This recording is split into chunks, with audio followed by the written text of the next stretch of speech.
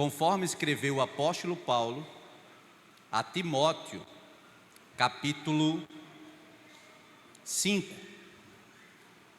verso 8. 1 Timóteo, capítulo 5, verso 8. Nós já lemos, mas como é um versículo muito pequeno, nós vamos ler novamente e vamos iniciar a ministração. Eu queria que nada lhe atrapalhasse nesse momento, que você ficasse totalmente vinculado aqui na frente, vinculado à mensagem. Deus tem uma palavra para essa geração, para as nossas vidas. Este dia é um dia que Deus quer ministrar ao nosso coração com urgência, para que nós adquiramos reservas da parte de Deus, especialmente hoje, tratando sobre a temática reservas no âmbito familiar. E o texto diz o seguinte: ora, se alguém não tem cuidado dos seus, e especialmente dos da própria casa, tem negado a fé e é pior do que o descrente. Vocês sabem que quando nós falamos de reservas, só a nível de lembrete, nós estamos falando de poupança. Poupança é praticamente a mesma coisa que reserva, não é? Quando eu quero fazer uma reserva, por exemplo, emocional, como nós vimos na quarta passada, nós vimos que um exemplo muito simples, não é? Em momentos em que estejamos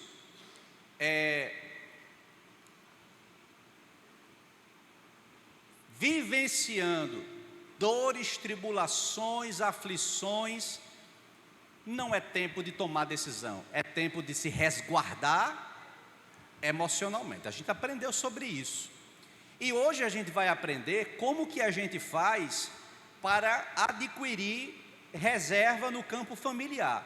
Reserva aqui sendo entendida e compreendida, por que não dizer, como poupança. Como é que eu construo uma poupança no sentido de cuidado à minha família? Então, a família, em primeiro lugar, introdutoriamente, a família, ela não deve transferir, isso é muito importante, você entender isso. A família não deve transferir para a igreja o cuidado de seus familiares. A família, vou repetir, não deve transferir para a igreja o cuidado de seus familiares. O que Paulo está afirmando é que desamparar os membros da família, veja, é negar a fé. É isso que Paulo está afirmando. E tornar-se pior, veja, do que os incrédulos. É isso que o texto diz, é isso que o versículo diz. Na vida cristã, a vida piedosa se dá, entenda, não apenas no transitar em espaços eclesiásticos e ministeriais. É isso também que Paulo está dizendo, até porque Paulo está se direcionando e se dirigindo a um jovem pastor. Essa carta, tanto a carta de 1 Timóteo como a carta de 2 Timóteo, é uma carta pastoral. Paulo está se dirigindo a um jovem pastor.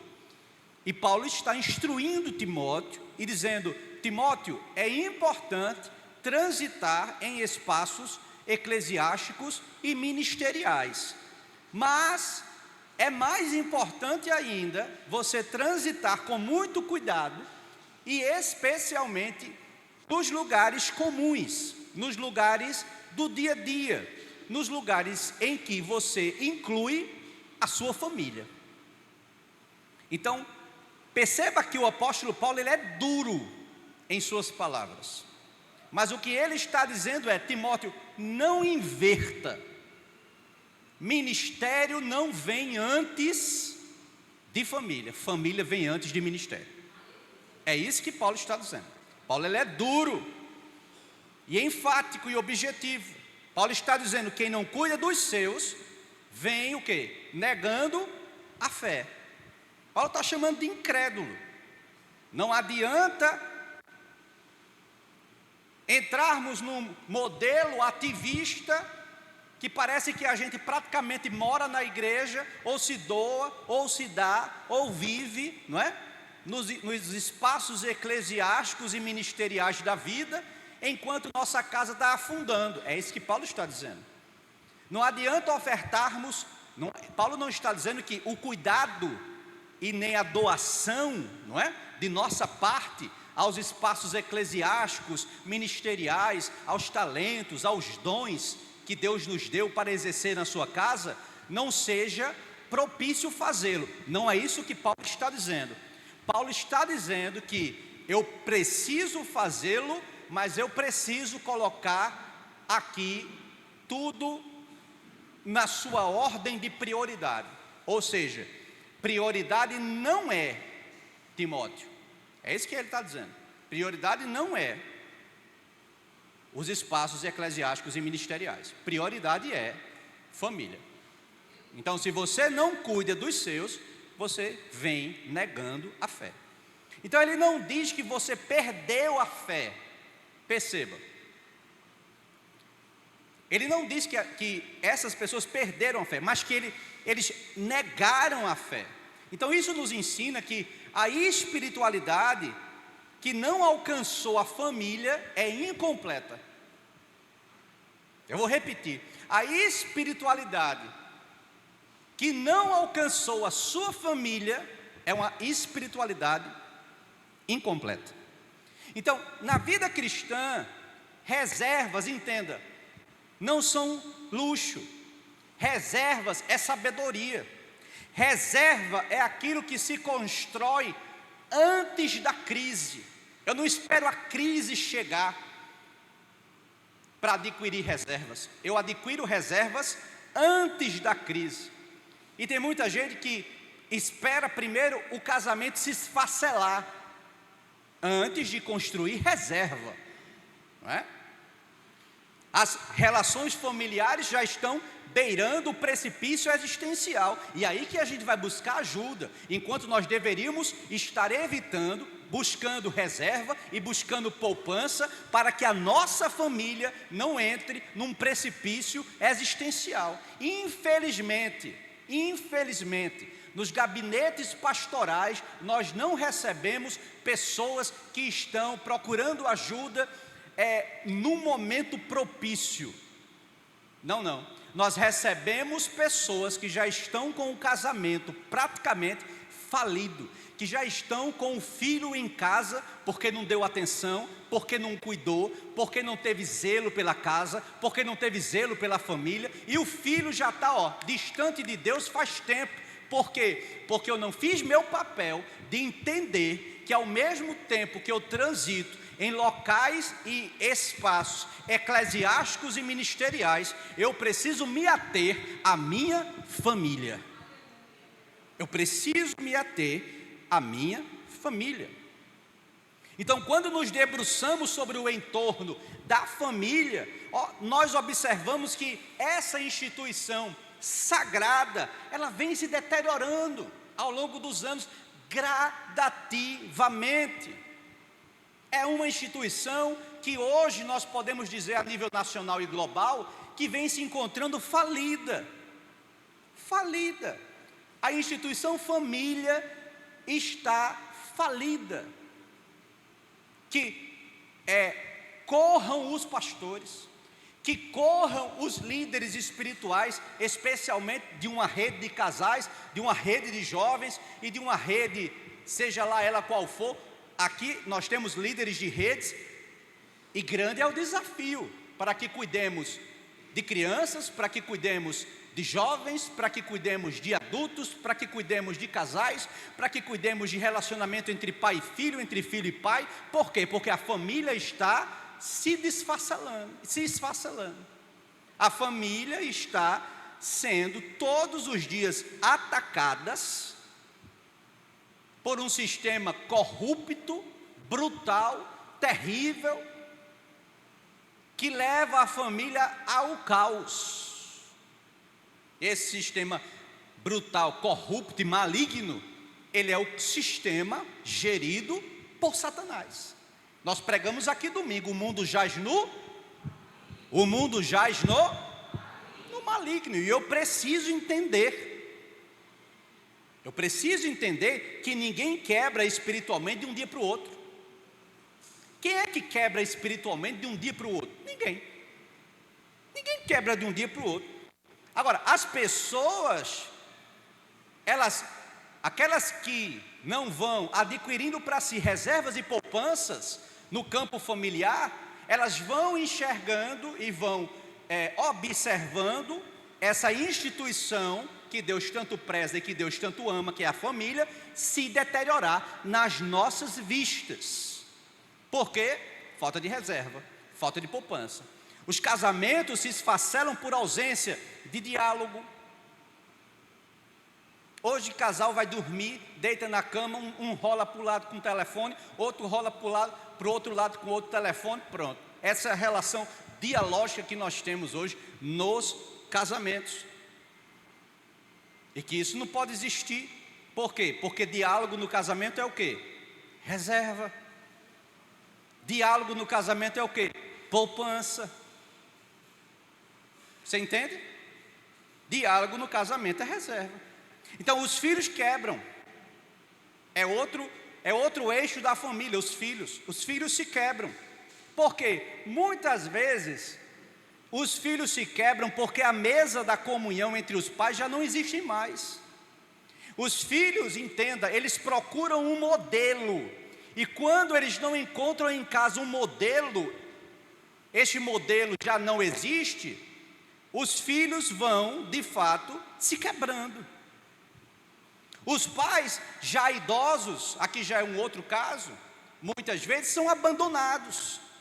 As crises financeiras na família chegam, porque muitas vezes a gente não faz o quê? Reserva, poupança. Quantos casais que nós atendemos no cotidiano do fazer pastoral, que estão brigando, que estão discutindo, que estão num casamento se desconstruindo? Por quê? Por causa de dinheiro, por causa de desestrutura financeira, por causa de dívida, porque não tem diálogo no casamento, não é? Por causa da falta, da ausência do diálogo, não tem como construir uma estrutura financeira. Eu pego o meu cartão, eu faço o que eu quero com ele, gasto no fim do mês, quando o marido olha, misericórdia, que tanto gasto foi esse no cartão? Não, mas o cartão é meu. Não, mas o dinheiro é de quem? O dinheiro é dos dois. Casais jovens precisam aprender que não existe como um casamento sobreviver onde duas pessoas trabalham em casa, duas pessoas ganham dinheiro, duas pessoas têm recursos financeiros provindos de lugares diferentes, e esse dinheiro não seja comum. Não tem como. Não tem como casar e achar que a faceta do dinheiro, ela pode ser subdividida e dita dentro de casa, que o dinheiro é meu, faço com ele o que eu quiser. Use o seu dinheiro e faça com ele o que você quiser. Isso não existe. É necessário a compreensão, não é? De que aqui o dinheiro é o quê? Nosso. Aqui o dinheiro é nosso. Vamos sentar e fazer planilha. Vamos sentar e planejar. Vamos sentar e ver aqui onde é que a gente vai redirecionar o nosso dinheiro para tal conta, não é? Aí a esposa planeja, mas se a esposa planeja e faz sem contar, o marido fica o quê? Fica aquém da relação, não é? Do mesmo jeito é o esposo. O esposo, muitas vezes, por ser cabeça da casa, sai só o quê? Gastando. Quando a dona de casa vai lá e diz assim: rapaz, eu tenho uma lista aqui, viu, para te dar. Mas rapaz, que lista é essa? Que eu já gastei praticamente o dinheiro todo. Rapaz, mas tu vai ter, tu não me comunicou. Você entende? Tudo inicia-se no diálogo. Diálogo no casamento é o quê? Reserva. Diálogo na família é o quê? Reserva. Diálogo na casa entre pai e filho é o quê? Reserva. É reserva, é poupança. Então, muitas vezes as crises financeiras chegam, o abandono vem aumentando gradativamente. E aquele, veja, por falar aqui de idosos, não é? Muitas vezes a conta chega na mesa do idoso, que foi este idoso, esta idosa, que investiu a vida dele e a vida dela toda para te fazer quem tu é hoje. E você não tem a consideração, muitas vezes não temos a consideração de dar um telefonema na semana e dizer assim: mamãe, como é que você está? Papai, como é que você está? Não é assim? É assim. Quantos casais, porque entenda, amanhã você vai ser um idoso, viu? Deixa eu te antecipar. É porque a gente não vive pensando nisso. Se tem duas coisas que a gente não vive pensando na vida, é que a gente vai envelhecer, e segundo, que a gente vai morrer. Isso não é uma pauta do dia a dia. A gente não vive sentando e começando a raciocinar: eita, eu vou envelhecer, eita, eu preciso fazer uma reserva, uma poupança, o que é que vai ser do meu futuro, e se eu envelhecer, eu agora que sou pastor, meus cabelos já estão ficando brancos, porque as ovelhas dão muito trabalho, e agora, e minha esposa? O que é que vai ser a minha esposa amanhã? O que é que eu vou deixar para ela se eu morrer de um AVC, porque alguém me deu muito trabalho? E eu tive um AVC, e agora o que vai ser da minha esposa? Reserva. Você acha que eu já não penso nisso como pastor, jovem que sou? Eu tinha muito pouco cabelo branco. Olha os cabelos brancos aqui como já estão, na lateral. Não é não? Problema. E se tem problema, glória a Deus que tem problema para resolver, porque Jesus me chamou foi para resolver problema mesmo, Jesus me chamou foi para ser pastor mesmo, não tem problema nenhum, mas eu estou trabalhando por reserva. Você entende? Se eu não orar, eu tenho reserva. Se eu não ler a palavra, eu vou abrir a palavra aqui, abra aí em tal lugar, não estudei, não li, não me preparei, não fui ler, não fui fazer minimamente uma leitura do grego original, do hebraico original, não vi outras bíblias, outras versões, não peguei livro para complementar o meu sermão, não orei. O que é que vai sair aqui para você? Qual é o tipo de alimento que vai sair daqui para você? Um alimento fraco. Mas glória a Deus que Deus tem me ensinado e tem dito: faça reserva, meu filho, estude a palavra, pegue livros, ore, se consagre, para quando você subir no altar, você ter o quê? Reserva. E a Bíblia diz, Êxodo 20, 8-11, honra teu pai e tua mãe, para que se prolongue, verso 12, Êxodo 20, verso 12, honra teu pai e tua mãe, para que se prolonguem os teus dias na terra que o Senhor teu Deus te dá. Verifique essa verdade bíblica e verifique que aqui se trata de um mandamento do Senhor, que de fato nos prova que a fé bíblica começa no coração, passa pela igreja, mas se prova onde? Dentro de casa. A fé começa no coração, passa pela igreja, mas sabe onde você é mais provado? Dentro de casa. Porque dentro de casa ninguém lhe vê, ninguém lhe enxerga. Lá no seu trabalho ninguém lhe vê, ninguém lhe enxerga. Mas voltando aqui para a temática, casa. Dentro de casa, quem é você dentro de casa?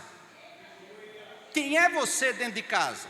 E cabe a nós termos o zelo aqui de honrar a nossos pais e mães. Estamos falando de família, reserva familiar. Reserva familiar aqui passa por mim que sou marido, pela minha esposa que é esposa, passa por você que é filho, passa por você que é neto, passa por você que é tio, passa por você que é tia, passa por você que é primo, passa por você que é prima, não é? Passa pelos avós da igreja, pelos avós, não é assim? E nós precisamos termos esse mandamento atrelado ao nosso coração. Nós precisamos nos utilizarmos deste mandamento para termos noção mínima de zelar e honrar aqueles que um dia deram tudo por nós, pai e mãe. Honra teu pai e honra tua mãe. Então é uma noite de que por meio desta palavra nós precisamos rever muita coisa. Nós precisamos repensar a nossa administração de tempo. Nós precisamos priorizar. E priorizar aqui significa ver a forma que estamos conduzindo os nossos passos, no que tange a oferta que nós gratuitamente ofertamos aos nossos familiares. perpassando aqui, obviamente, por amor, por carinho, por compaixão, para com o nosso próximo, especialmente com os da nossa própria casa. E aqui cabe um parênteses: tem gente que faz muito mais para os de fora do que para dentro de casa, e isso não é correto. Primeiro comece em casa, depois, obviamente que não é proibido você fazer o bem para ninguém, não é? Essa semana eu fiquei tão feliz porque hoje eu cumpri minha tarefa. Não sei se vocês receberam, né? Todos receberam a tarefa. Cadê minha tarefa? Está aqui minha tarefa. O que farei de bom para alguém nesta semana? Alguém já cumpriu aí? Ixi, um pingo cumpriu. Quem recebeu aqui domingo, está aqui, ó. Hoje eu fiz a minha tarefa. Já fez tarefa? Bora fazer a tarefa. Já fez? Vai fazer amanhã. Olha que benção. Está aqui, ó. O que é que eu posso fazer, não é? De bom para alguém nessa semana. Isso aqui, essa pergunta e esse exercício que a gente fez aqui no domingo no culto, foi apenas um exercício prático. Mas isso tem que estar diariamente no nosso coração, na tábua do nosso coração. O que é que eu posso fazer nesta semana, neste dia, nesta noite, nesta manhã, por alguém? Diga amém. Provérbios 24, 3 e 4 diz o seguinte: com sabedoria se edifica a casa. Veja, como é que se edifica a casa? Com sabedoria. Então eu não edifico a minha casa com tolice, eu edifico a minha casa com sabedoria. E com o entendimento ela se estabelece, e pelo conhecimento se encherão as câmaras com todos os bens preciosos e agradáveis. O que é que Salomão está propondo? O que Salomão propõe não permeia aqui uma edificação de estrutura física. Amém? Mas o que ele está propondo é a construção diária dos afetos, das emoções, da confiança. Ou seja, de que forma eu construo reserva familiar. E eu não construo reserva familiar com o tempo que me sobra. Cuidado também com isso, porque muitas vezes a gente quer deixar para a família o tempo que sobrou. E o que Salomão está dizendo é que nós, na verdade, devemos utilizarmos o tempo enquanto prioridade para a família, e não o tempo que sobra. Deixa eu ver aqui o que sobra na semana, aí eu vou dar para a minha família. Não, primeiro vem a minha família. Para de construir agenda, lotando a tua agenda de coisas que não tem nada a ver com os mandamentos bíblicos. Construa a sua agenda da semana com tudo que tem a ver com o que a Bíblia ensina. E a Bíblia ensina para que você tome conta, está aqui, 1 Timóteo 5,8, tome conta dos seus. E se você não tomar conta dos seus, daqueles que são da própria casa, você está negando a fé e você é pior do que o descrente. Então o que enche a casa, entenda outra coisa, não são os bens preciosos. Veja o que o verso diz. Então não é ter um sofá de primeiro luxo, não é uma TV maravilhosa. Nada contra as TVs, a minha é bem grande inclusive. Nada contra as TVs, mas não é este o foco. Não pode ser esse. Não é a minha grande garagem, não é o grande videogame que eu dei para o meu filho. Não é o celular iPhone mais recente que a minha adolescente quase morre, se escabela, não é? Para receber, e eu vou lá e dou. Não. As relações que Salomão está propondo não são essas. Não se estruturam com bens materiais, se estruturam com presença, se estrutura com amor, se estrutura com tempo, se estrutura com cuidado, se estrutura com a paz estabelecida que você coloca e cultiva todos os dias com intencionalidade. Você precisa ser uma pessoa, e nós estamos perdendo pessoas desta forma, que trabalham com intencionalidade. O que é ser intencional? É você pensar antes de fazer, como esta pergunta aqui, e se autoprovocar para fazer. Primeiro pensar no que eu devo fazer. Como é que está minha família? É uma noite de diagnóstico. como é que está a minha família, como é que está a minha casa, como é que estão os meus familiares, como é que está a minha atenção para os meus filhos, como é que está a minha atenção para o meu esposo, como é que está a atenção para a minha esposa. Eu já disse nesta semana, veja, hoje é quarta, mas eu já disse nessa semana para essas pessoas que me rodeiam, para essas pessoas que eu chamo de familiares, para essas pessoas que têm o mesmo sangue que eu as amo. Eu já disse essa semana, eu lhe encorajo nessa semana, eu lhe encorajo neste dia, eu lhe encorajo para o mês inteiro. Comece a se autoprovocar para dizer hoje que ama, para dar afeto, para dar carinho, para dar abraço, porque aquilo que é material é passageiro. E quantos filhos têm crises existenciais, porque o pai deu de tudo, só não soube dar amor, só não soube dar um abraço, só não soube dar um beijo, só não soube dar atenção, só não soube dar carinho. E nós precisamos reverter este quadro. Amém? Então o convite aqui é para nós construirmos um lar com sabedoria, não apenas na pressa e no hábito. Tem gente que está construindo lar, mas está construindo lar com hábito e com pressa. Não precisa de pressa. Pega esse menino e vai tomar um sorvete com ele. Pega essa esposa maravilhosa que você tem, né, Paulo? E vai ali na avó Analice e toma um sorvete. Lá em Mangabeira, ali na subida de Mangabeira. Tem até sorvete de mamão. Delícia. Não é assim? Porque a gente acha que o que a gente precisa é uma viagem a Paris, ver a Torre Eiffel. Não, o que essa mulher precisa é de um cheiro no cangote.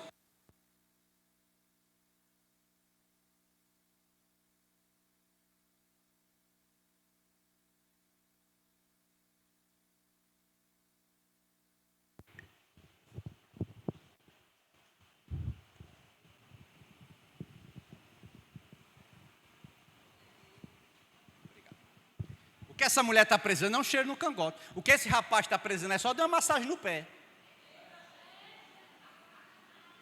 Somente. Mas pastor, a preguiça é tão grande. Rapaz, compre um massageador. Massageador você vai pegar, botar aqui, ó. Pronto. Vai deixar ele molinho. Cuidado, reserva. Não é reserva não? Aí ele vai estar, isso é uma mulher maravilhosa. Essa mulher fez esse escaldapé para mim. Isso é uma rainha. Isso é uma princesa que Deus me deu. Você entende? Agora, tem casais que vivem se degladiando. Deus não te fez para viver com teu esposo se degladiando. Deus não te fez para viver com tua esposa se degladiando. Deus te fez para amar, rapaz. Amar. Construir reserva na família é disparar amor, é disparar carinho, é disparar afeição, é mostrar todos os dias. Quando namorava, a lua era linda. Ô lua bonita. Minha filha, você já viu a lua hoje? Não era não? Mas rapaz, a lua vinha no radar direitinho. Quando ela diz hoje, meu filho, olha que lua linda. Diabo de lua, menina. Está aí com a cabeça onde eu estou aqui aperreado do dia e tu está pensando na lua. Minha cabeça aqui toda aperreada, angustiada. Mas lá no namoro tu enrolou ela, não foi não? A lua era muito bonita.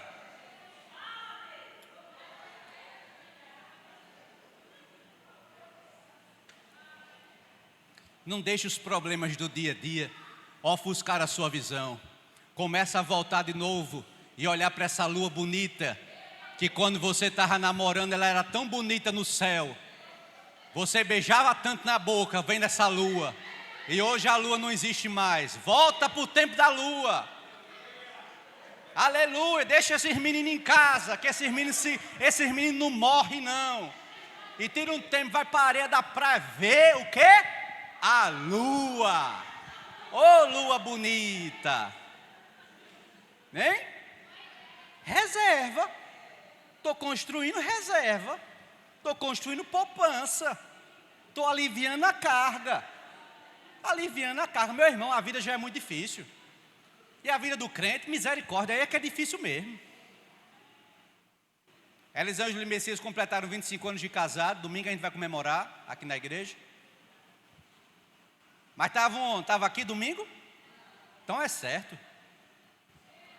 Disseram, vamos comemorar. Sabe o que é isso? Reserva. Reserva. Diga amém. Para os maridos aí eu deixei a deixa, viu? Do que Messias preparou aí para Elisângela. Fizeram umas fotos lá lindas. Vai preparando aí.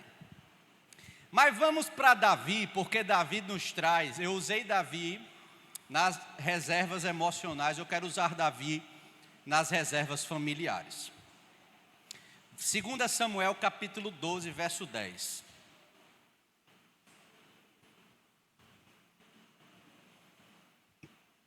Segunda Samuel capítulo 12, verso 10.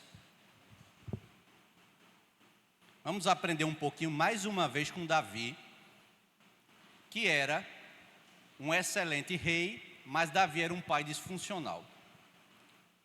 Ele era um pai, na verdade, de uma família disfuncional. E diz o seguinte a palavra: agora, pois, não se apartará a espada jamais da tua casa, porquanto me desprezaste e tomaste a mulher de Urias o Heteu para ser tua mulher. O cenário é sombrio. Na casa do rei há traição, omissão, estupro, ódio, assassinato e fugas. Por quê?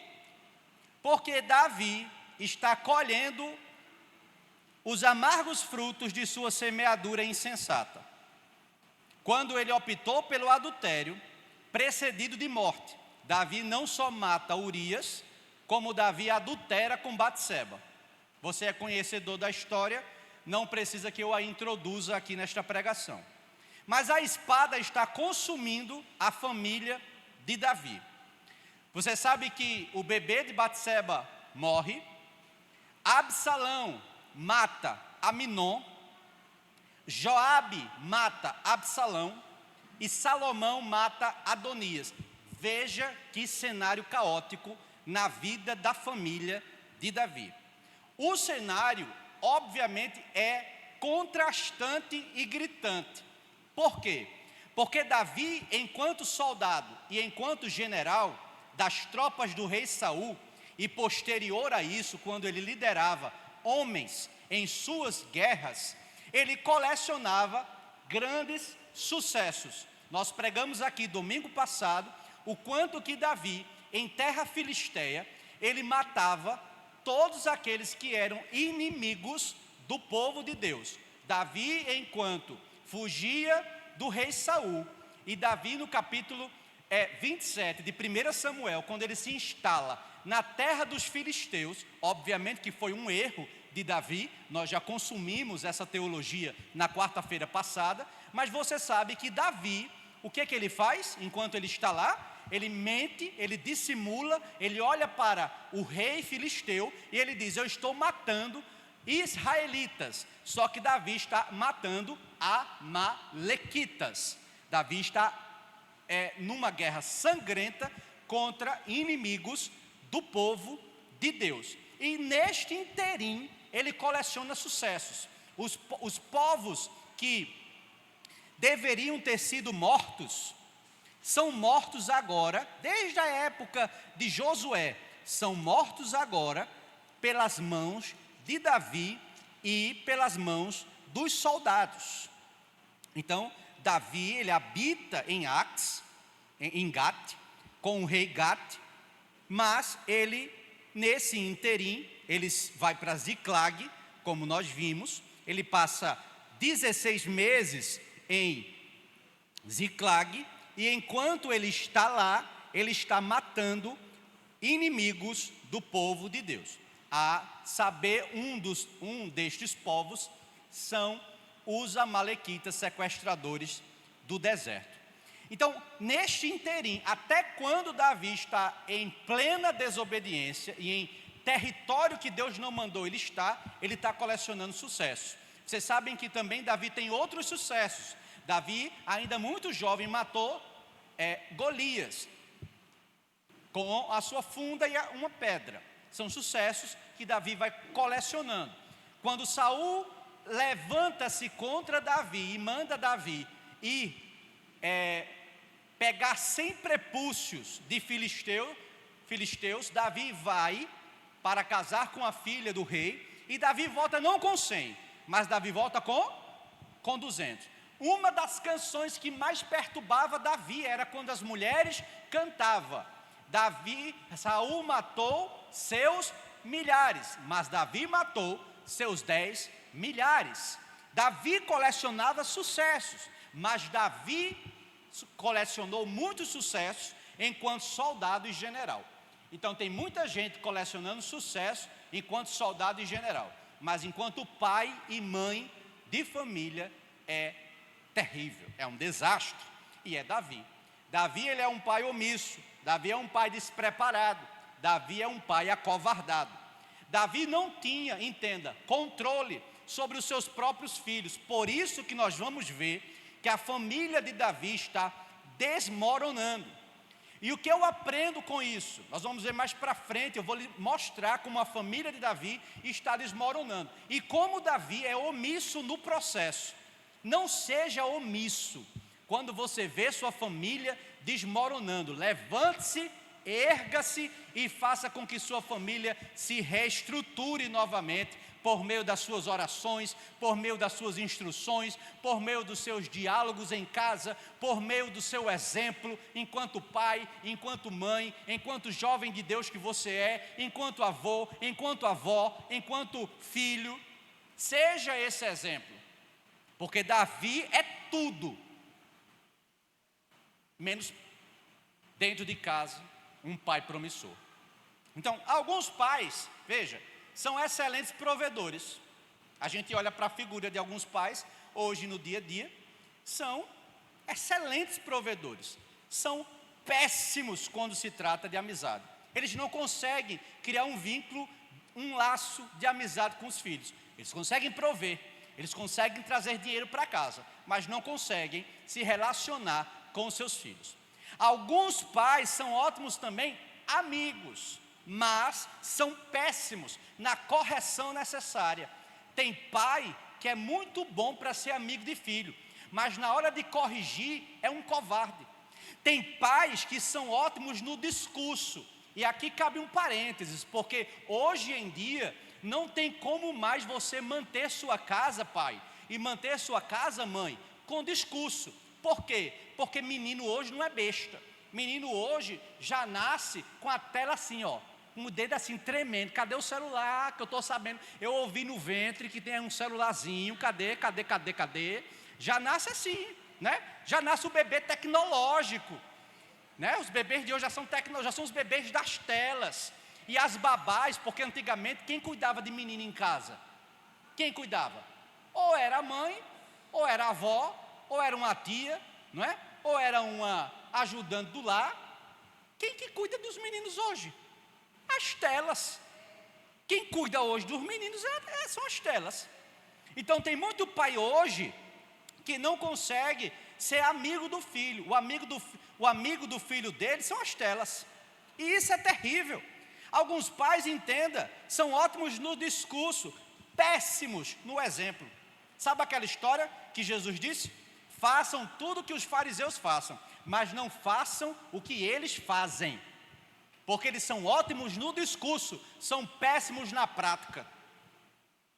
Entende? Jesus chama de fariseu aquele que discursa e não pratica. E tem muitos pais, infelizmente, com muito discurso e pouca prática. Não grite não, rapaz. O menino vai dizer, rapaz, é para gritar ou não é? Não estou entendendo, né? Não fale palavrão não, pá. Termina a frase com um palavrão. A criança não é tola, e a criança está dizendo assim, rapaz, é para falar ou não é para falar? Ela não tá verbalizando, mas na cabeça dela, ela está pensando, porque ela não é tola. Ela não é tola, as crianças não são tolas. Você entende? Alguns pais são excepcionais em proporcionar diversão, e acha que vai fazer com que o filho ame mais ele, proporcionando diversão, proporcionando tudo na mão. Você está criando um imbecil, você está criando um tolo, você está criando um preguiçoso. Bota esse menino para capinar alguma coisa, bota essa menina para fazer alguma coisa da vida. Você entende? Porque senão você proporciona apenas diversão, mas você não impõe limites. E crianças, adolescentes, pré-adolescentes precisam de limites. Alguns pais são perfeitos na correção. Rapaz, ainda é da época, viu, irmã Lucivânia, da espinheira. Aquela espinheira grande, que parece um chicote, cheio de espinho. Rapaz, ele é muito bom na correção. Usa até espinheira. Ele é tão bom que ele é exagerado, porque a gente não está dizendo aqui que a espinheira é boa. Agora a gente não vai dizer aqui também, né, irmã Neta, que ninguém morreu por causa de espinheira. Eu nunca ouvi. Você já foi para algum velório? Morreu de quê? Uma surra de espinheira. Alguém já foi aqui? Ninguém já foi. E parece que essa geração da espinheira é a melhor geração de hoje. É uma geração que obedece, é uma geração que escuta, é uma geração que vale a pena quando você olha assim. Isso é uma ovelha bacana, que obedece, que escuta o pastor, que valoriza o pastor que tem. Falo como pastor, né? Que sou. Falo como pastor que sou. A gente percebe nas gerações. Quais são as gerações mais problemáticas? As gerações de hoje. Primeiro a geração milenar, né? Ano 2000 para cá. E depois a geração Z. São as gerações mais problemáticas. Por quê? Porque não tem limite dentro de casa. Os pais não dão limite. E os que dão limite, eles dão de forma excessiva. E esquece que precisa-se de limite, mas também precisa-se de amor.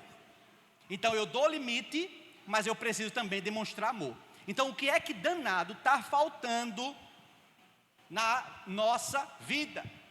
Se existem pais excelentes provedores, péssimos amigos de seus filhos, ótimos amigos, mas péssimos na correção necessária, ótimos no discurso, mas péssimos no exemplo, excepcionais em proporcionar diversão aos seus filhos, mas não conseguem impor limites. Outros conseguem, são perfeitos para impor limites, por vezes até exageram, mas são terríveis na demonstração de amor. Ora, o que é que está faltando na nossa vida para que nós construamos boas reservas? Repita comigo: equilíbrio. Repita mais forte: equilíbrio. Esta geração precisa de equilíbrio. Equilíbrio. E o cenário aqui é de tragédia. Quando olhamos para a casa de Davi, nós vamos ver personagens. E esses personagens envolvidos em um enredo aqui trágico, não é? Nós vamos ver paixão, nós vamos ver incesto, nós vamos ver estupro, nós vamos ver violência, nós vamos ver morte. Tudo isso vai fazer parte do enredo trágico da vida de Davi.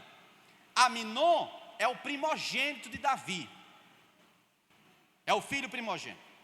Em 2 Samuel capítulo 3, verso 2, informa que ele não só é primogênito, como ele é filho de Ainoã. Tamar é sua meia-irmã, filha de Maaca, irmã de Absalão. Jonadab é filho de Simeia, irmão de Davi, portanto, sobrinho do rei. Quem são os personagens? Vamos repetir. O filho de Davi, chamado Aminon. Quem é a outra personagem? Tamar, filha de Davi também. E Jonadab, que é aqui o filho de Simeia, portanto, ele é sobrinho de Davi, sobrinho do rei. O enredo da trágica história começa em 2 Samuel capítulo 13, do 1 ao 2. A paixão doentia de Aminon. A Bíblia afirma que o herdeiro do trono real, Aminon, está enlouquecido de paixão. Veja, Aminon está abatido, Aminon está deprimido, Aminon está emagrecendo, enquanto alimenta em sua mente a paixão doentia. Essa doença de Aminon esse emagrecimento, esse empobrecimento, essa depressão, é porque Aminon, filho de Davi, ele está apaixonado pela sua meia-irmã, também filha de Davi. Aqui o que os separa de uma consanguinidade é apenas mães diferentes, apenas isso. A mãe de Aminon é Ainoã, a mãe de Tamar é Maaca, é só isso que separa, mas os dois são meio-irmãos, mas Aminon está abatido, deprimido, angustiado, porque ele está apaixonado pela sua meia-irmã. E deixa eu te dizer uma coisa, tem crente que encontra-se como Aminon, apaixonado, abatido, deprimido e até emagrecendo. Sabe por quê? Porque ele anseia no seu coração, ora, o coração é inclinado para o mal, ele anseia no seu coração em pecar. Cuidado com o teu coração, porque o coração de Aminon estava se direcionando ao pecado. Então, Tamar é uma jovem princesa formosa, virgem, está na idade de ser desposada. O abatimento de Aminon, entenda, não é alimentado por um amor. Aminon não ama Tamar. Aminon está louco de paixão. É a paixão que veio na cabeça dele. Por quê? Porque ele quer se apossar de Tamar, mas não pode. Porque pela lei, ele não pode se apossar da sua meia-irmã. Ora, Aminon, Levíticos capítulo 18, verso 11. Levítico 18 e 11. Não descobrirás, veja só, como Aminon está enlouquecido, porque Aminon, ele é conhecedor da lei. E Satanás muitas vezes quer trazer paixões loucas, paixões absurdas ao nosso coração. Entenda-me aqui que não estou falando apenas de paixões acerca do sentimento de um homem por outra mulher, mas paixões por aquilo que é proibido. Tome cuidado com paixões por aquilo que é proibido. Aminon está beirando ao caos do enlouquecimento, porque ele não está amando a Tamar, ele está com uma paixão que foi trazida pelo Satanás, por Deus aqui não foi, e ele é conhecedor da lei, e todos que estão ao redor dele, estão prontos para apedrejar todos aqueles que ferirem a lei, inclusive o filho do rei, porque está escrito, Levíticos capítulo 18, verso 11, não descobrirás, veja, é uma ordem, a nudez da filha da mulher de teu pai, gerada de teu pai, ela é tua irmã. Você entende? Aminon está preso.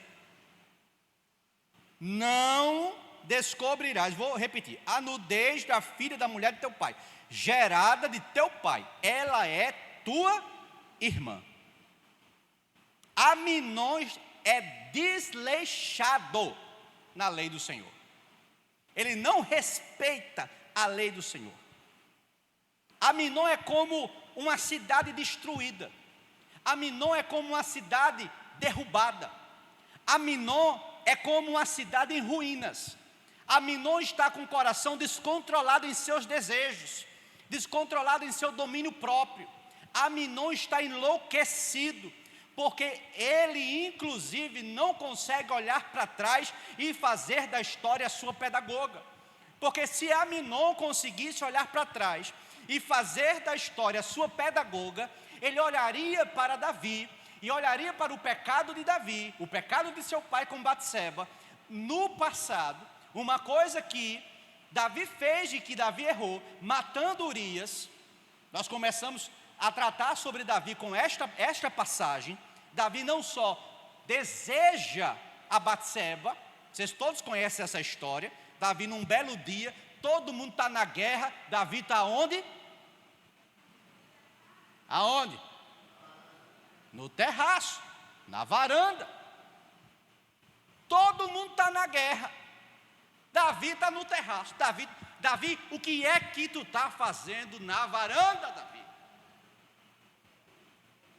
Você entende? E Deus está falando com gente aqui. Enquanto tem um bocado de soldado arregimentado na guerra, batalhando, o que é que tu está fazendo na varanda? O que é que tu está fazendo no terraço? E ainda olhando para a mulher que não é tua. A gente pensa que Jesus veio para aliviar. Meu irmão, Jesus veio para subir o sarrafo.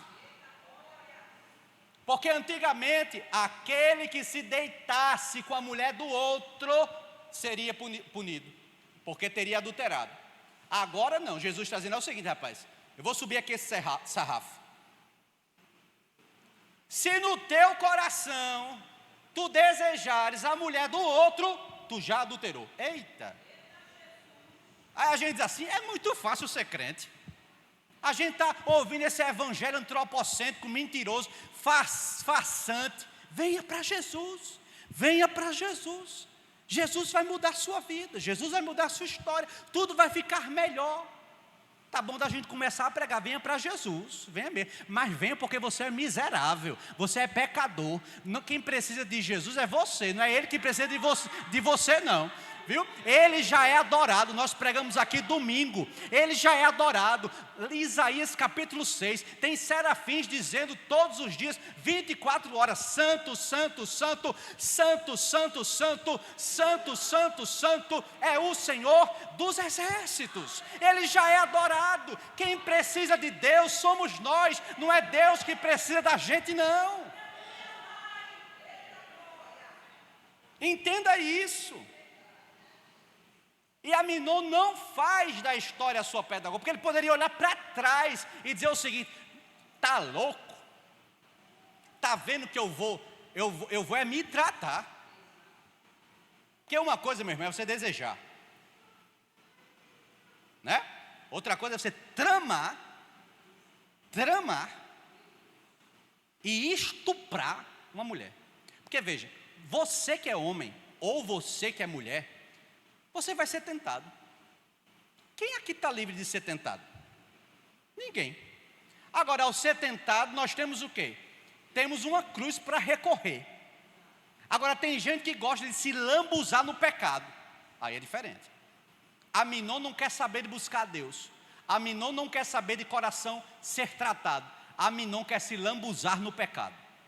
É isso que ele quer. Ele está enlouquecido, abatido, deprimido, emagrecendo, porque a sua mente está doente por causa do seu desejo pela sua meia-irmã, chamada Tamar.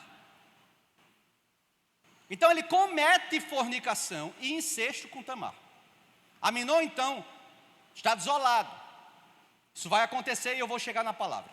Aminon está desolado. Especialmente porque Aminon, ele deseja, mas ele não tem a capacidade de resolver o problema. Ele deseja no seu coração, mas como é que eu vou me deitar com ela? Como é que eu vou? Ele não tem essa engenhosidade na sua mente de conseguir levar a sua meia-irmã para a cama. Mas o seu problema vai ser resolvido aqui com o terceiro personagem. Nós temos dois personagens primariamente apresentados: Aminon de um lado e sua irmã Tamar. Mas vai surgir agora o terceiro personagem, que é Jonadab, filho de Simeia. Ele é sobrinho de Davi. E Jonadab, ele é sagaz. Cuidado com pessoas com sagacidade acentuada. Cuidado. Em primeiro lugar, a Bíblia afirma que Jonadab, antes de qualquer coisa, era um amigo. Está lá em 2 Samuel 13:3. Quem está afirmando isso é quem? A Bíblia. Agora, de amigos como esse, rapaz, deixa eu te dizer, você tem que dar no pé. De amigos como esse que te leva para o fundo do poço, você tem que dar no pé. Tem amigos que são facilitadores para que o pecado entre em nossa vida. Você vai ver na história que por causa de Jonadab, pelo conselho de Jonadab, aquele que não tinha a engenhosidade de fazer com que houvesse uma estratégia para levar a sua irmã à cama, agora por meio de Jonadab, Aminon vai se tornar um estuprador, vai cometer incesto e vai ser assassinado. Veja como está a família de Davi. Davi é um excelente rei. Davi está lá reinando em Jerusalém. Péssimo pai. Eu vou lhe mostrar. Em segundo lugar, traz a vinculação sanguínea de Jonadab. Ele é filho de Simeia, portanto, ele é sobrinho de Davi, primo de Aminon. O que é que está acontecendo? Tem dois primos agora, olha só, olha a família esfacelada. Olha a família sem reserva espiritual. Olha a família sem reserva a partir de uma ótica aqui de paternidade e de orientação. Tem dois primos, um com o coração loucamente apaixonado pela irmã, ato proibido lá em Levíticos 18:11, e agora tem um primo que chega e que é estrategista. Agora, estrategista para o mal. E ele chega e diz assim: Aminon, rapaz, por que tu está triste, hein? Cuidado, tem gente que chega perto de você assim: ei, por que tu está triste, hein? Não é assim? Ou não? Por que tu está triste? Jonadab é sagaz. Sabe o que é sagaz? Sabe o que é sagacidade? Sagacidade é a característica daquele que é malicioso. Sagacidade é uma inteligência, mas é uma inteligência perspicaz. Sagacidade é aquele que é astucioso. E já assistimos esse episódio lá no Éden. Tem personagem mais sagaz do que a serpente. Engana o homem, engana a mulher. Agora em 2 Samuel capítulo 13, verso 5, a sagacidade de Jonadab vai entrar em cena. Acompanhe comigo. 2 Samuel 13, verso 5. Veja só. Vamos ler do 1 ao 5 para você entender aqui o contexto. Tinha Absalão, filho de Davi, uma formosa irmã cujo nome era Tamar. Aminon, filho de Davi, se enamorou dela. Angustiou-se Aminon por Tamar, sua irmã, a ponto de, veja só, adoecer. Pois sendo ela virgem, parecia-lhe impossível fazer-lhe coisa alguma. Tinha, porém, Aminon um amigo cujo nome era Jonadab, misericórdia, que amigo infeliz. Filho de Simeia, irmão de Davi, ou seja, eles eram o quê? Primos. Jonadab era um homem muito sagaz, e ele lhe disse: por que tanto emagreces de dia para dia, ó filho do rei? Não me dirás? Além de sagaz, ele é curioso. Porque tem gente que é assim, usa a sagacidade e a curiosidade para curiar a tua vida, e ainda para te dar o conselho errado. Cuidado, tem coisas que você precisa dizer para a pessoa certa, tem coisas que você não precisa dizer, e tem coisas que você só pode apresentar de joelhos diante do teu Deus. Vigia com a tua boca. Mas Aminon não vai vigiar coisa nenhuma. Não me dirás? Então lhe disse Aminon: amo Tamar. Eita, Aminon agora revelou. Aminon agora abriu seu coração e abriu para a pessoa errada. Amo Tamar, irmã de Absalão, meu irmão. Aí Jonadab, no verso 5, veja a sagacidade de Jonadab quando entra em cena. Jonadab é uma víbora, igual a serpente que a gente viu lá no Éden. Jonadab é uma víbora venenosa. Jonadab é um parente perigoso. Jonadab é um conselheiro perverso. Jonadab é uma ameaça dentro do palácio. Ele vai dizer: disse-lhe Jonadab, deita-te, olha só, na tua cama, olha a sagacidade, finge-te de doente, quando teu pai vier te visitar, tu vai dizer o seguinte: peço-te que minha irmã Tamar venha e me dê de comer pão, pois vendo-a eu preparar-me a comida, comerei de sua mão. Olha o conselho. Então, cuidado, escute isso aqui, cuidado, sabe um SOS que Deus está te dando nessa noite? Cuidado com quem você permite ser seu conselheiro particular. Cuidado. Cuidado. Cuidado com quem você escuta. Cuidado com quem está lhe orientando. Cuidado com quem está lhe dirigindo. Cuidado com quem você está abrindo a porta da sua casa. Cuidado com quem você está contando as suas intimidades. Cuidado com quem você está, resumindo a história, pedindo conselho. Cuidado. Porque esta pessoa pode ser um Jonadab. E Jonadab é gente que a gente não permite estar na nossa vida. Jonadab é gente que a gente afasta da nossa vida. Tem pessoas que Deus está afastando da tua vida, e cuidado para você não querer trazer de volta, porque é suicídio para você e para a sua casa. Tome cuidado. Ao invés de aconselhar Aminon, veja, ele poderia dizer o seguinte: Aminon, deixa disso. Aminon, desiste dessa história. Aminon, você vai pecar. Mas ele aproveita e ele usa de perversidade e arquiteta um plano. O plano está aqui no verso 5. Faz isso, ó, chama teu pai, se finge de doente. E ao se fingir de doente, né, pede a Davi para tomar vinho e trazer bolinho. Oh, meu pai. Olha o plano.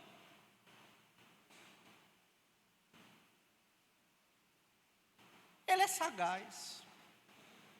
Então veja, em primeiro lugar, aí você me pergunta: pastor, o que é que Aminon vai fazer, hein? Aminon vai seguir o conselho do mau Jonadab, e Aminon vai fazer exatamente o que Jonadab mandou. Exatamente. Em primeiro lugar, ele finge que está doente. Ele mente. Ele engana. Ele ludibria. Ele peca contra Deus e contra o pai dele, Davi. Ora, quem é esse homem? Por onde ele anda? O que é que ele vem observando? Quem é Jonadab? O que é que Jonadab anda observando no reino? O que é que Jonadab, ao dar esse conselho, podemos aqui perceber em sua sagacidade? O que é que ele pensa do rei? Porque veja, ele não só está fazendo com que Aminon seja um tolo, ele está fazendo com que Aminon seja um instrumento para fazer de Davi um tolo também. O que é que ele pensa do rei? Então, o que este homem pensa sobre o rei é: este plano vai dar certo. Por que que este plano vai dar certo? Porque o rei é um homem ocupado. O rei é um homem que só pensa aonde? No reino. E o rei, ele é um homem ausente na família. É isso que Jonadab chega à conclusão. Jonadab é um sagaz observador. Tem gente que é um sagaz observador, observa tudo, vive na sagacidade da observação. Sabe para quê? Para verificar o quão você e eu somos vigilantes em nossa vida e família. E Jonadab sabia o quão vigilante, o quão esperto, o quão atento Davi era dentro do entorno da sua casa. E na cabeça de Jonadab, a percepção e a concepção dele acerca de Davi é um rei ocupado e Davi é um pai omisso. Ora, nós pregamos aqui domingo. Você acha que Suzane von Richthofen e os dois amigos dela, um era namorado e outro era um amigo, você acha que qual era a percepção desse trio acerca dos pais de Suzane von Richthofen? Pais ausentes. Rapaz, vai ser muito fácil ludibriar, vai ser muito fácil enganar, vai ser muito fácil chegar nessa casa e matar esse casal quando eles estiverem dormindo. Essa é a mentalidade desse trio. Esse trio acredita. E outra coisa, não vai ser só fácil matar não, vai ser fácil enrolar a polícia. A gente vai aqui montar uma cena, né? Só que hoje para enganar a polícia, rapaz, né? Eu estava vendo uma reportagem e eu achei tão interessante. A polícia hoje usa, veja só, Veja só. E deixa eu lhe dizer uma coisa. Tudo que é feito no oculto, um dia vem a ser revelado. Tudo. Eu fiquei besta. Eles têm um aplicativo israelense, Messias, que é advogado criminal, israelense, que eles puxaram os dados das conversas apagadas do criminoso, camarada lá envolvido com tráfico de droga. Mas rapaz, você olha para o rapaz e você diz assim, irmã Neta, rapaz, esse menino não está envolvido com tráfico não. Esse menino, vocês estão equivocados. Nunca que esses meninos aí, nunca que Suzane von Richthofen, nunca vai ser uma assassina em série. Quem imaginava? Na tranquilidade daquela mansão, quem? Aqueles pais estavam desconfiando da psicopatia da sua filha? Não. Por quê? Porque aqueles pais eram pais o quê? Ausentes. Tinha muito dinheiro. Ela, médica, psiquiatra. Veja, a mãe da Suzane von Richthofen era médica psiquiatra. Não conseguiu observar a loucura dentro da sua casa. Percebe a ausência? E muitas vezes nós achamos que presença é apenas estar presente de corpo. Não é? Mas só presença de corpo não adianta de nada. Você tem que estar presente de corpo e presente em espírito. Falando, observando, conversando, vendo o que seu filho vê conversa no WhatsApp, conversa no Instagram, qual é os sites que ele está mexendo. E aqui Davi, esse rei que na percepção do sagaz Jonadab é ausente, é ocupado no reino e ausente na família, só tem um jeito. Ele só vai dar atenção para Aminon se Aminon se fingir de doente. Cuidado, pai e mãe, porque essa geração tem uns dessa geração que se fingem de doente. Cuidado. E aí tu entra no jogo. O rei, é isso que ele está pensando, o rei não conhece seus filhos. Ora, eu não sei quando é que Lara está doente? É claro que eu sei. Eu não sei quando é uma manhãzinha? É claro que eu sei. Agora eu não sei quando está doente de verdade? É claro que eu sei. Eu sou um pai presente. Quem aqui é pai presente, sabe quando o filho está fingindo. E sabe quando o filho está com dor. Que chega a doer na gente. É ou não é? Chega a doer na gente. Mas, Jonadab está dizendo o seguinte, o rei não conhece seus filhos. Agora eu sim.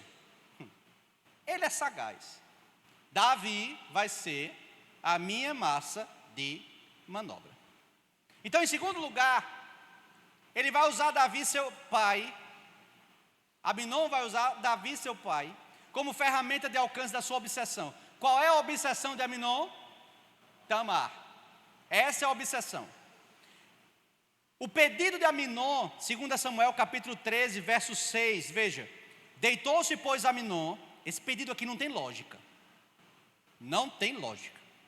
E eu vou lhe explicar por que não tem lógica. A gente está falando aqui de um rapaz, príncipe, que está dentro de um palácio. Dentro desse palácio tem inúmeros servos, empregados do rei, servos do rei, uma cozinha monstruosa, todos à disposição do rei. Não tem sentido Aminon está doente e ir pedir bolinho para Tamar. Não tem sentido. Não tem sentido. E todo mundo aqui vai olhar e vai dizer, mas Davi é um tolo mesmo. É um tolo. Agora, o que Jonadab, a tese que Jonadab cria, que Davi é um mau pai, se comprova aqui. Veja o verso 6. Deitou-se, pois, Aminon. Estamos em 2 Samuel, capítulo 13, verso 6. Deitou-se, pois, Aminon, fingiu-se doente. Vindo o rei visitá-lo, Aminon lhe disse, peço-te que minha irmã Tamar venha e prepare 2 bolos à minha presença, para que eu coma de sua mão. Não tem sentido. Não tem sentido.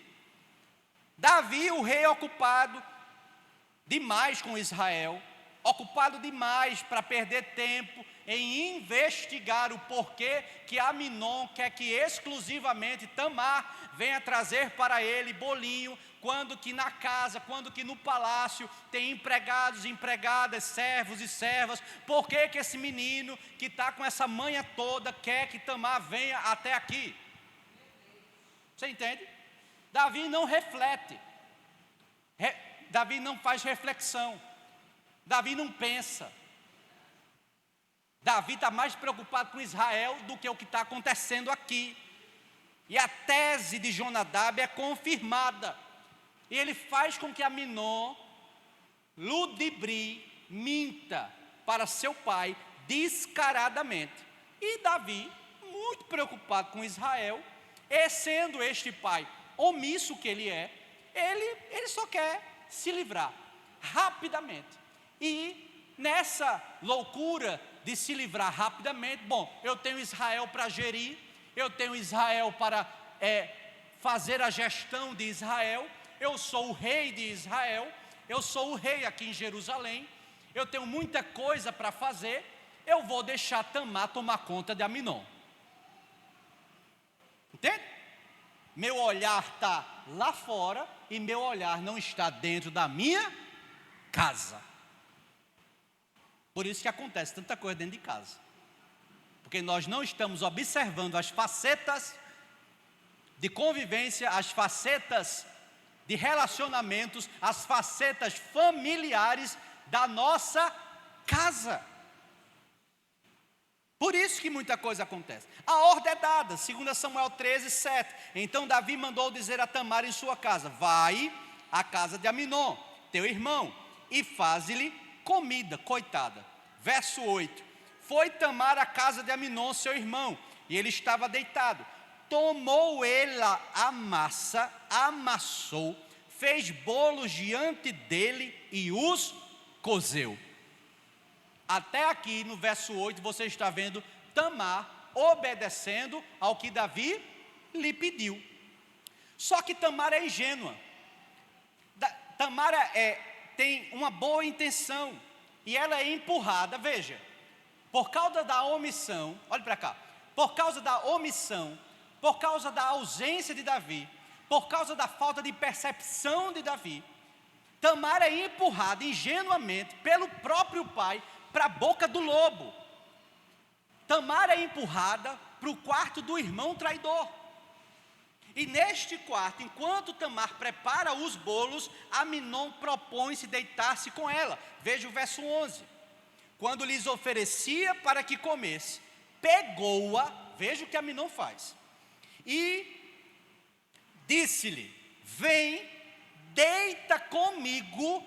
Veja como Aminon tem total percepção e entendimento do que ele está fazendo. Deita-te comigo, minha irmã. Pecado consciente.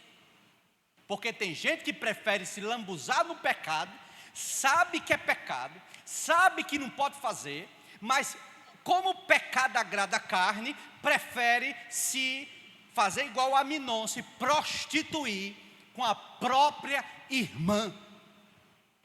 Isso é gravíssimo. Isso é gravíssimo. Tamar não aceita. Considera o ato como uma loucura.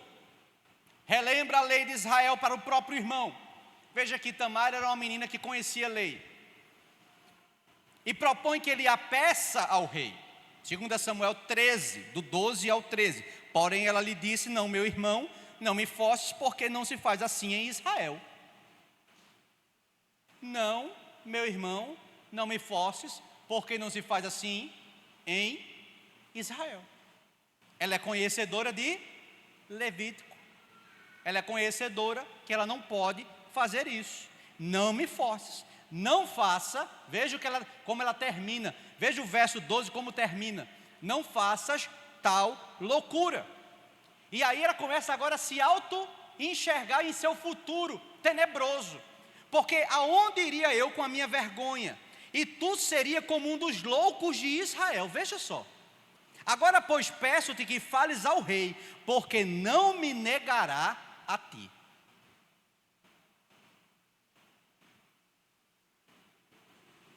Aminon, enlouquecido pelo desejo, ele agarra Tamar à força, verso 14, e a estupra violentamente. Porém, ele não quis dar ouvidos ao que ela lhe dizia.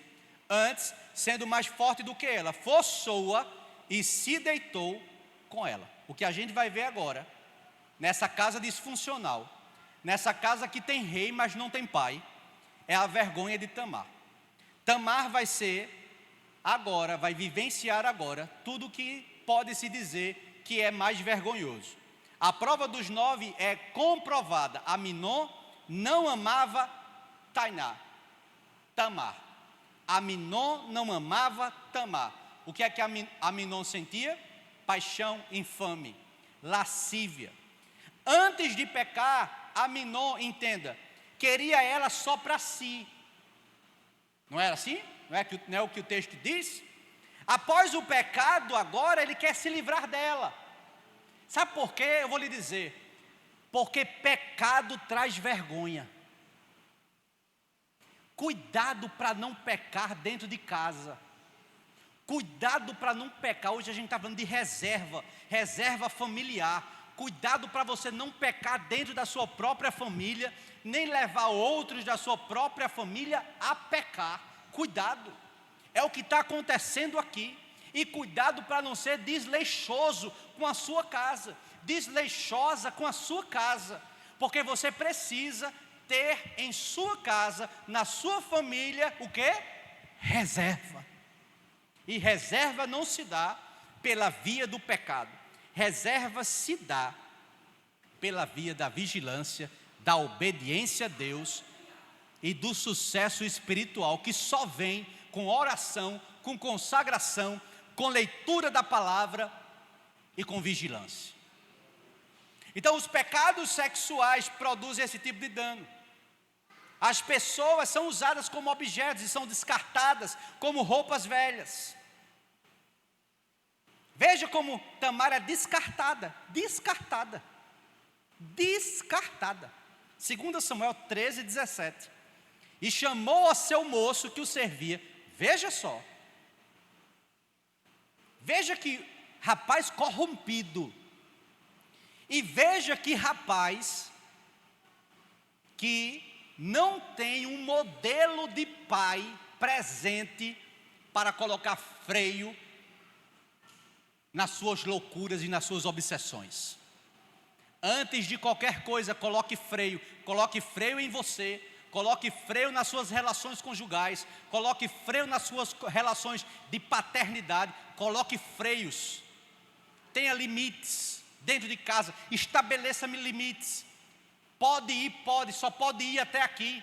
Tem jovem batendo no peito, vou para onde quero, não preciso avisar, volto a hora que quero, faço o que quero, ninguém manda em mim nessa casa. Manda não, rapaz? Então bora para fora. Não manda não? Ninguém manda em você aqui não? Então está na hora de você ir para a sua casa. Vá para a sua casa e vai cuidar da sua vida. Agora, é um bocado de jovem, mimada, que tem tudo na mão, não é? Que decide o dia que vai para o culto, que decide a hora que vai para o culto, que atrapalha todo mundo em casa. Eu só chego atrasado no culto por causa desse menino. Mas tu não consegue controlar um menino, tu não consegue controlar uma menina. Aonde estamos? Em que geração nós estamos? Que geração é essa? Diga amém se você está entendendo. Quem controla você não é seu filho pequeno não. Quem controla o menino pequeno é você. E controla enquanto é tempo, para não virar um Aminon amanhã, que acha que tem direito sobre Tamar, enquanto não tem direito. Diga amém. Vamos caminhar para o fim. Davi é um pai omisso. Davi é um pai desleixado. Estou terminando. No Salmo 3, verso 1 diz o seguinte: Senhor, como tem se multiplicado os meus adversários. Isso é Davi falando. São muitos os que se levantam contra mim. Meu irmão, entenda uma coisa: todo pecado traz consequência. Por isso, pense 10.000 vezes antes de falar alguma coisa. Se possível for, na semana, faça voto de silêncio. Tem sentido isso que o pastor está falando, porque eu estou falando demais. Aqui em casa eu estou um tagarela. Aqui em casa eu estou uma tagarela. Eu vou fazer voto de silêncio. Faça, meu filho. Faça, minha filha, para o bem do seu casamento. Faça. Faça para o bem desse menino. Faça para o bem dessa menina. Faça para o bem de você mesmo. Faça voto de silêncio. Faça. Porque tem hora que a gente não se controla. Não se controla. E Deus está nesses dias, nessa série de mensagens, nos ensinando. Tem hora que é melhor calar. Tem hora que é melhor silenciar. Tem hora que é melhor entender que a nossa voz não terá um efeito positivo. Agora, o nosso silêncio, tem silêncio que fala mais alto do que qualquer voz pronunciada. E tem gente se perdendo porque fala muito, fala demais. A responsabilidade de um pai, primariamente, é o quê? Ouvir, aconselhar, supervisionar e, quando necessário, fazer o quê? Corrigir.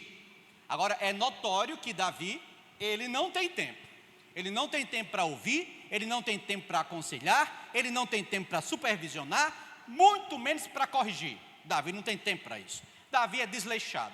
Davi é um pai omisso. Davi é um pai omisso. Tudo isso provocou o quê? Primeiro, a permissividade do pecado de Aminon. Segundo, a violência contra Tamar. Veja o que um pai omisso produz numa família.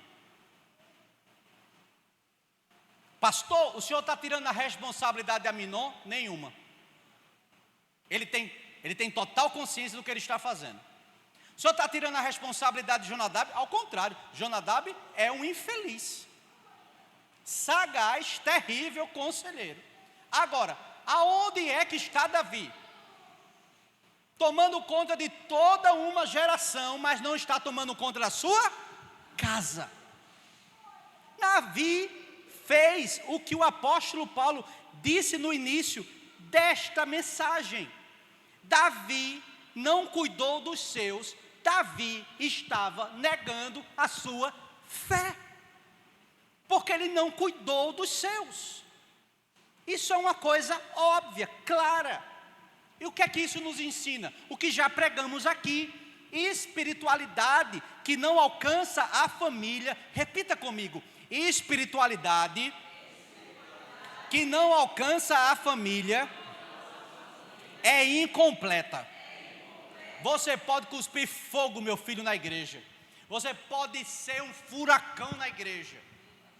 Mas se a sua espiritualidade não alcança a sua família, a sua espiritualidade é incompleta.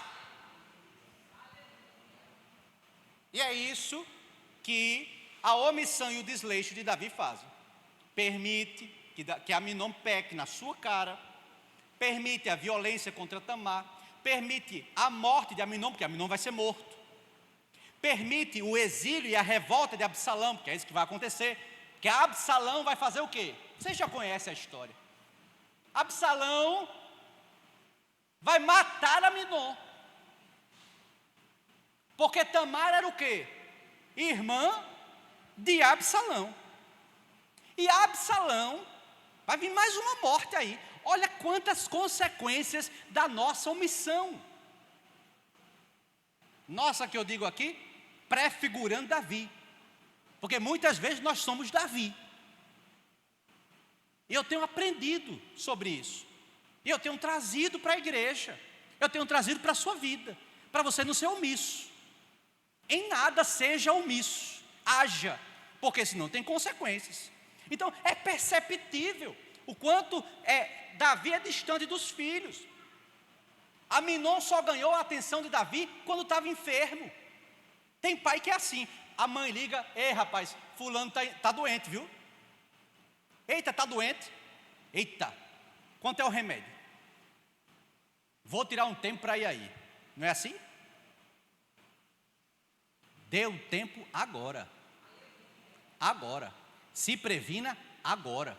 Que essa mensagem seja uma vacina para você sair daqui vacinado, dando atenção à sua família. Davi foi um gigante no trono. Davi foi um gigante no trono. Mas Davi foi um inexpressivo no lar. Qual é a expressividade de Davi? Zero.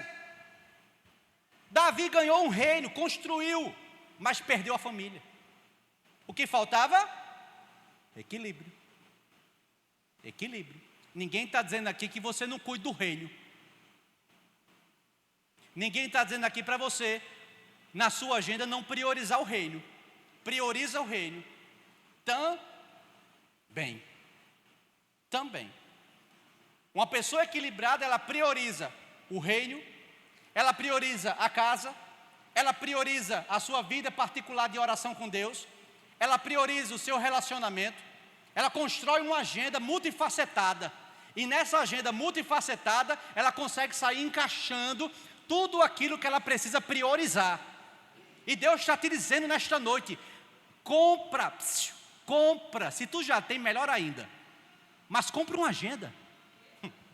Às vezes é uma coisa tão simples. Compra uma agenda, faz uma agenda. Como é que vai ser teu dia amanhã? Como é que vai ser teu dia no sábado? Como é que vai ser teu dia no domingo? Entendendo que na tua agenda não pode existir, primeiro, só igreja. Não. Não pode existir só família, porque também seu ministério vai sucumbir. Não é? Precisamos equilibrar. Então, o nosso primeiro ministério, entenda isso e leve para casa isso, porque eu estou pregando sobre reservas familiares. O nosso primeiro ministério, repita comigo, o meu primeiro ministério, para gravar mesmo, é a família. É seu primeiro ministério. É a família. É óbvio que havia uma responsabilidade sobre ele, ele era rei. Mas ser rei em Israel não podia fazer e nem dava o direito de Davi se sobrepor a ser um excelente pai. Não, Davi não soube administrar. Ser rei e ser pai, ser esposo, Davi não soube. 1 Timóteo 3, 4 e 5. 1 Timóteo capítulo 3, eu estou terminando, 4 e 5.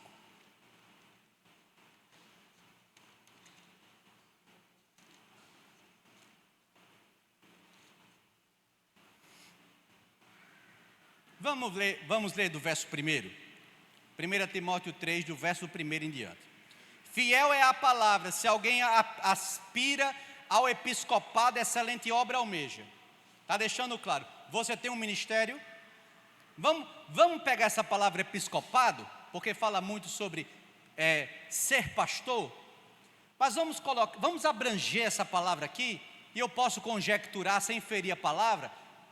Ministério. Você almeja um ministério? Glória a Deus. Que bom que você almeja. Que bom que você almeja ser útil na casa de Deus. Excelente obra você almeja. É necessário, portanto, aqui é específico, que o bispo seja irrepreensível, esposo de uma só mulher, temperante, sóbrio, modesto, hospitaleiro, apto para ensinar. Não dado ao vinho, não violento, cordato, inimigo de contendas, não avarento. Agora, tudo bem, a palavra aqui está aplicando ao bispo, mas não se aplica a mim, a você não? Não se aplica a toda a igreja não isso aqui? A toda a igreja, a toda a igreja. E o verso 4 diz o seguinte: e que governe bem a própria casa, criando os filhos sobre disciplina, com todo respeito. Aí vem o 5, pois se alguém não sabe governar a própria casa, como cuidará da igreja de Deus.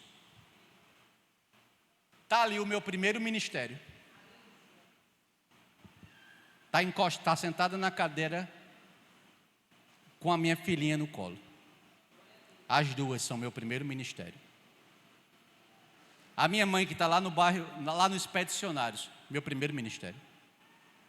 Meus sogros que estão lá no sertão da Paraíba, meu primeiro ministério. Minha cunhada e meu co-cunhado que moram ali perto da gente no Valentina, meu primeiro ministério. Família é o meu primeiro ministério. Amém? Senão eu não posso cuidar bem da casa de Deus. Então, eu termino com Josué 24:15. Você viu um mau exemplo, mas eu quero deixar como lembrete Josué. Josué 24:15. Veja o antagonismo dessa mensagem. Josué 24:15. Vamos ler do 14 em diante. A epígrafe na minha Bíblia diz o seguinte: renovação da aliança. Eu não sei se na sua também a epígrafe é igual. Agora, pois, temei ao Senhor e servi-o com integridade e com fidelidade. Josué está falando. Deitai fora os deuses, Josué está aconselhando, aos quais serviram vossos pais da além do Eufrates, no Egito, e servi ao Senhor. Josué está dizendo, anda conforme os estatutos de Deus, Israel. Anda conforme os mandamentos de Deus, Israel. Anda conforme Deus vem ensinando, Israel. Aí no verso 15, ele continua, porém, se vos parece mal servir ao Senhor, ele está dizendo o seguinte, eu estou aconselhando vocês. Antes de mim já teve Moisés. Antes que eu liderasse, quem liderava era Moisés. E em outras palavras, ele está dizendo, olha, Moisés foi um excelente líder, ensinou a vocês, e eu estou aqui no lugar dele, por ordenança de Deus, e estou ensinando também a vocês. Agora, se vos parece mal, porque tem gente que é assim, você prega, entra aqui e sai aqui, é incrível. E você quando olha e quando vê as atitudes, você, mas isso não já foi ensinado na igreja? Como é que se repete exatamente, ou se faz exatamente o que se foi ensinado na igreja, que não é para fazer? Você vê como a gente é uma raça ruim? A gente é raça ruim.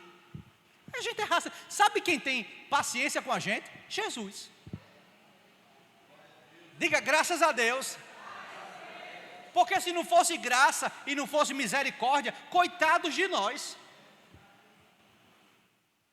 Que é isso que Josué está dizendo. Eu prego, eu falo, eu ministro, eu tenho feito o meu trabalho. Agora, se vos parece mal servir ao Senhor, escolhei hoje a quem servais. Se aos deuses a quem serviram vossos pais, que estavam da além do Eufrates, ou aos deuses dos amorreus, em cuja terra habitais. Aí ele termina fabulosamente e dizendo o seguinte: eu sei de uma coisa, quem não está orando, problema de quem não está orando, eu vou orar.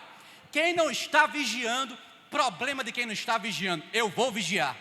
Quem não está se consagrando, problema de quem não está se consagrando, eu vou me consagrar. Problema de quem não está descendo as madrugadas, eu vou descer as madrugadas. Eu vou servir ao Senhor. E aí ele termina de forma brilhante: eu e a minha casa serviremos ao Senhor.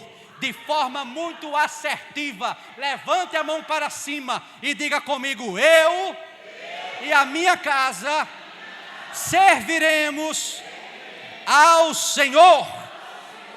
Aleluia! Aplauda Jesus. É uma escolha, é reserva, é poupança. Eu e a minha casa serviremos ao Senhor. Amém? Fique de pé. Que nessa noite você saia daqui feliz, porque são 9h23, não saia reclamando não. Porque você é privilegiado de estar escutando uma ministração como essa. Tem muita igreja por aí, igreja é o que mais tem, meu filho. Viu? Igreja é o que mais tem. Pode virar ali, ande aí uns 5 quilômetros que você vai encontrar umas 30 igrejas. Agora, nem toda igreja, modéstia à parte, tem pregação genuína do Evangelho. Nem toda igreja. E glória a Deus pela IBM Miramar, glória a Deus pelos nossos pastores, glória a Deus por essa casa de oração, que agora, 9h24, estamos terminando um culto maravilhoso como esse, e você está saindo daqui pronto, preparado, para agir não como Davi, omisso. Não é? Se preocupava com tudo, mas não se preocupava com sua casa. Investia no reino, mas não investia na sua casa. Cuidava de Israel todinho, governava tudo, mas não cuidou do seu filho Aminon. Não cuidou da sua filha Tamar. Não preveniu, não tinha reserva. E reserva se constrói no diálogo, reserva se constrói na face a face, reserva se constrói no mano a mano, no dia a dia, conhecendo quem está comigo ali, dentro da minha casa, para que o mal não prevaleça. Amém, queridos? Amém. E que nós sejamos como Josué, eu e a minha casa serviremos ao Senhor. Vamos convidar aqui nosso querido pastor Alex para encerrar este culto, orando e ministrando as bênçãos apostólicas sobre nós. Graças e paz, amém? Vamos orar. Altíssimo e poderoso Deus, obrigado, Pai, pela Tua palavra ministrada nessa noite, Senhor. Creio eu, Senhor, que a Tua igreja vai saindo com as reservas ao qual o Senhor tem preparado para os Teus filhos nessa noite, Pai. Abençoa Teus filhos, Senhor. Abra, Senhor, o entendimento, iluminação, Senhor, nessas mentes, meu Pai, para adquirir mais reservas, Senhor, diante da Tua presença, Senhor. E eu sei, Senhor, que em Ti nada nos faltará, meu Pai, porque o Senhor é o Deus provedor de todas as coisas, em nome de Jesus.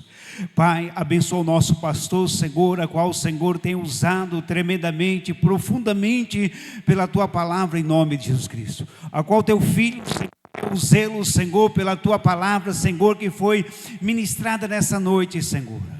E que cada um, Senhor, bota em prática aquilo, Senhor, que foi pregado nessa noite. Foi bênção, Senhor, foi exortação, meu Pai, foi alerta, vigilância, Senhor, em nome de Jesus Cristo. E que nessa noite, Senhor, que todos possam dormir, Senhor, com a cabeça, Senhor, nos seus travesseiros, tranquilamente, meu Pai, pela Tua palavra pregada nessa noite, em nome de Jesus. E aquele, Senhor, que nos ouviu, meu Pai, pelo canal do YouTube, e aqueles que vão ouvir essa mensagem, que adquira mais, Senhor, reserva diante da Tua presença, Senhor. Livra, guarda, Senhor, em nome de Jesus Cristo, que o Senhor é um Deus zeloso pela Tua palavra. Essas pessoas, Senhor, que estão enfermas espiritualmente, meu Pai, eu creio, Senhor, que através da Tua palavra já foi curada em nome de Jesus, já foi libertada em nome de Jesus, e eu creio, Senhor, que já foi restaurada nessa noite em nome de Jesus, e que nessa noite o mal já caiu por terra, o gigante já caiu por terra, e é nessa noite que o Teu nome foi glorificado e exaltado para todos sempre em nome de Jesus. Abençoa Teu povo, meu Pai, leva em paz e segurança para suas casas, Senhor, em nome de Jesus. Abençoa Teu filho, Senhor, que trouxe a Tua palavra, Senhor, cada vez mais guarde a vida dele, usa ele profundamente em nome de Jesus. E a igreja diz amém. Que a graça de nosso Senhor e Salvador Jesus Cristo, o amor de Deus e nosso Pai e as 12 consolações do Espírito Santo que passeia por toda essa igreja, não só por essa igreja, mas pelos 4 cantos dessa terra, hoje e para sempre. A igreja diga: que Deus abençoe em nome de Jesus.